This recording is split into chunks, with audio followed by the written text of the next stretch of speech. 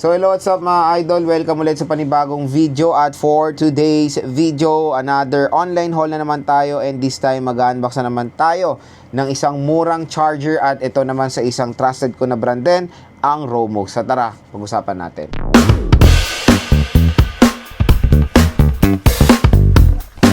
Naghahanap ba kayo ng murang charger? Meron tayong marerecommend dito ang Romos 30 watts GAN charger.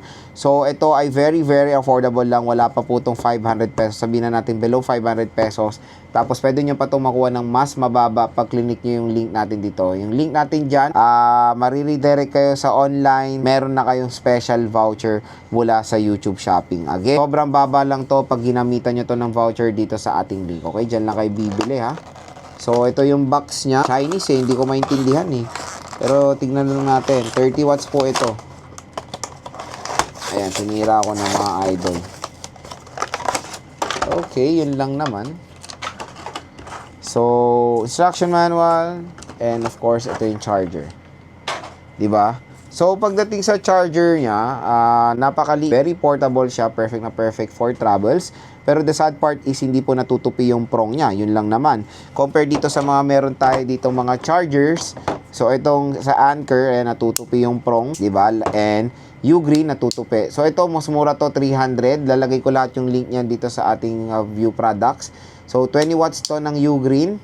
30 watts ng Anker natutupi. Etong sa Romos hindi siya natutupi. Ito hindi po sila nagkakalayo ng price.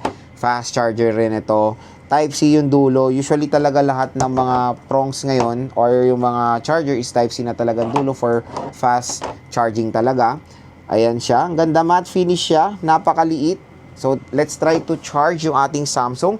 Kasi sa Samsung na-detect kung beyond 25 watts. Kasi pag beyond 25 watts, super fast charging ang nakalagay. Tapos pag mga 25 watts lang, fast charging po ang nakalagay.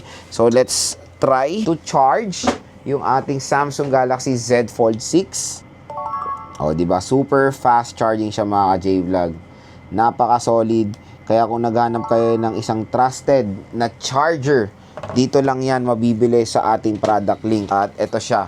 Kasi marami ako nakikita sa video ko, sa comments na nagtatanong ng mga recommended na charger. Ito na po, gumawa na ako ng mga separate video, bumili na ako para makabili rin kayo sa murang halaga.